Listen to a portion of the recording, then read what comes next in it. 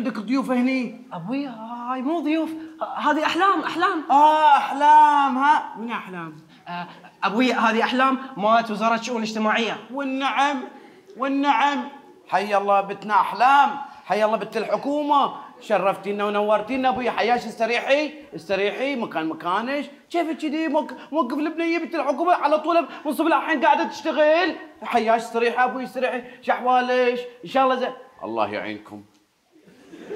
يعينكم على الشغل اللي فوق راسكم صراحه. يعني انا تبين الصراحه يا بنتي، انا جايب غرشه ماء اذا تشربينها، هذا راس مالنا. يعني انا بسالش يا بنتي، الفلافه بالمئة وين هي؟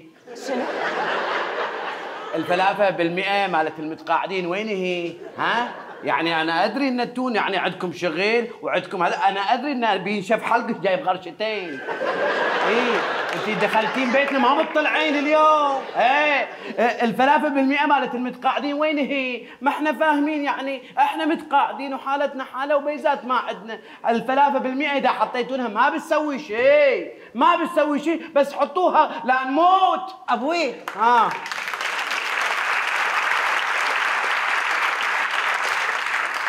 ابوي هذه مو تبع التامينات اللي انت قلته تبع التامينات، هذه مالت وزاره الشؤون الاجتماعيه، يعني مال اللحم اعاده.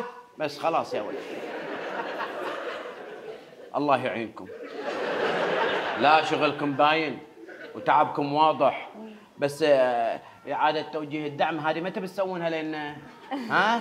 أنا ما أنا فاهمكم أنتم، يعني وش وضعكم بالضبط؟ إيانا يقول لك النواب راحوا للشوريين والشوريين راحوا للنواب، حق ويش؟